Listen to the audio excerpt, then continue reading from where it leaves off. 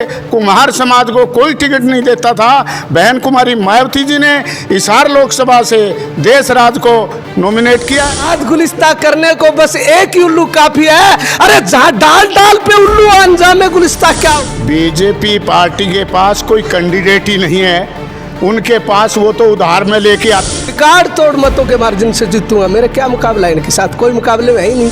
ये बीजेपी की एक बार पहले भी बहुत ही लुभावना नारा था कि shining India, shining India. India चमकता हुआ कहीं दिखाई नहीं दे रहा, उन लोगों के घर चमकते हुए दिखाई दे। जब चलेगा हाथी फिर उड़ेगी धूल, ना रहेगा पंजा ना रहेगा फूल। नमस्कार, मैं हूँ कजनापा, आप देख रहे हैं आपकी खबर।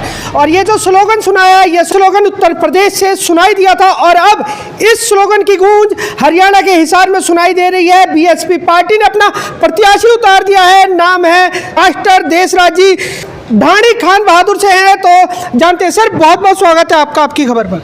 थैंक यू सर, आपके चैनल को और आपके दर्शकों को मेरी शुभकामनाएं और बहुत बहुत धन्यवाद। सर, मैं जानना चाहता हूँ, इस लोकसभा के रण में आप उतर चुके हो, आखिर मुद्दे क्या कुछ रहने वाले हैं आपके?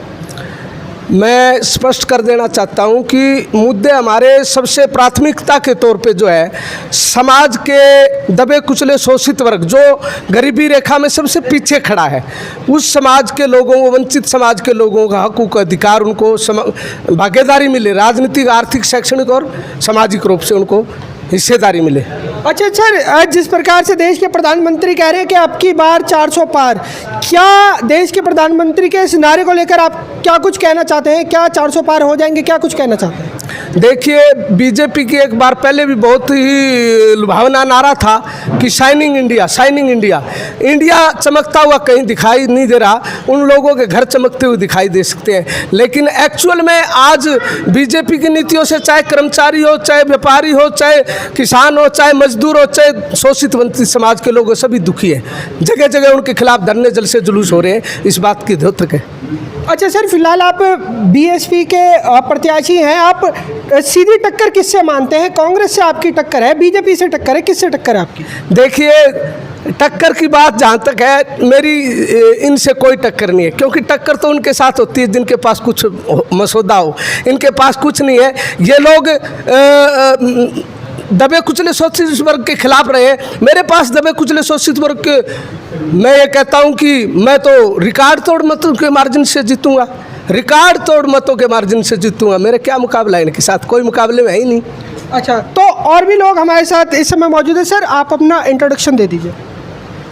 मैं राम सिंह फौजी, प्रदेश सचिव बहुजन समाज पार्टी हरियाणा, आपके चैनल का स्वागत करता हूं, आपके चैनल को धन्यवाद देता हूं। आपने हमारे बाइट लेने के लिए यहाँ कुमार धर्मशाला में पधारे हैं।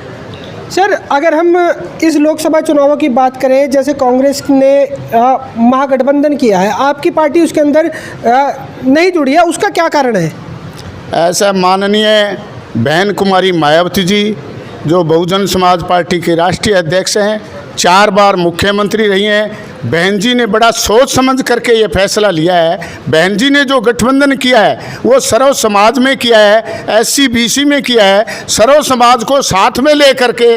जो वंचित समाज, जिसको आज तक कुम्हार समाज को कोई टिकट नहीं देता था, बहन कुमारी मायावती जी ने हिसार लोकसभा से देश राज को नॉमिनेट किया है। और मुजफ्फरनगर में दारा सिंह प्रजापति, जो कुम्हार समाज के बहुजन समाज पार्टी के उम्मीदवार हैं, जिन्होंने पूरी टक्कर दी हुई है, तिकोना मुकाबला है। और बशर्ते बहुत जल्दी बहन जी वहाँ रैली करेगी और रैली के बाद में वहाँ से इस बार पहली बार बहुजन समाज पार्टी का MP अगर कोई लोकसभा में जाएगा तो वो बहुजन समाज पार्टी का MP कुम्हार समाज से दारा सिंह प्रजापति और देशराज वर्मा जी 543 की लोकसभा में पहली बार हमारे समाज के MP बन करके जाएंगे। अच्छा सर, अगर हम बीजेपी की बात करें, बिजली मंत्री हैं, उनको टिकट दी है, तो क्या कहाँ है वो स्टैंड, मुकाबले में कहाँ दिखते हैं और क्या कुछ काम है जो हिसार के लिए उन्होंने किए हैं और जो उनको बीजेपी पार्टी से जो है लोकसभा का उम्मीदवार बनाया है बीजेपी ने? बीजेपी पार्टी के पास कोई कैंडिडेट ही नहीं है, उनके पास वो तो उधार में लेके आते हैं।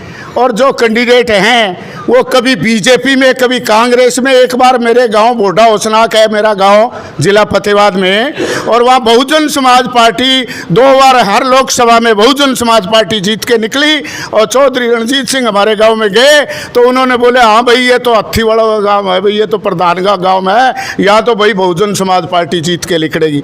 तो इस बार ना कांग्रेस ना बीजेपी, और अगर इस बार हिसार लोकसभा में कोई जीत के निकलेगा तो वो बहुजन समाज पार्टी का उम्मीदवार हाथी के निशान वाला देश राज्य जीत करके निकलेगा। चलिए अंत में एक क्वेश्चन कर लेते हैं सर। आखिरी में हमारे दर्शकों को ये बता दीजिए, आखिर बीएसपी से जुड़ना लोगों के लिए कितना महत्वपूर्ण है, क्यों जुड़े सर? मैं ये कहूँगा कि आज मुझे जीतने के लिए बड़े अच्छा माहौल है।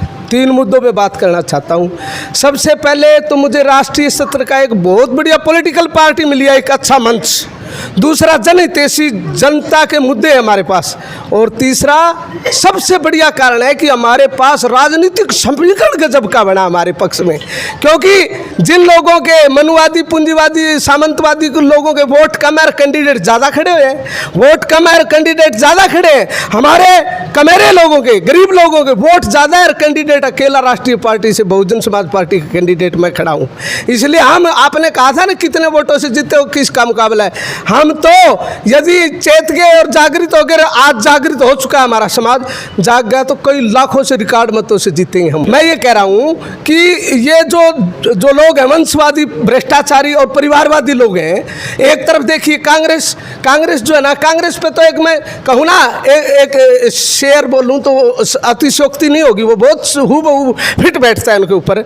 बर्बाद गुलिस्ता करने को बस एक ही उल्लू काफ़ी है, बर्बाद गुलिस्ता करने को बस एक ही उल्लू काफ़ी है। अरे जहाँ डाल डाल पे उल्लू, अंजाम में गुलिस्ता क्या होगा कांग्रेस का, और इस देश को कहाँ ले जाएंगे ये लोग।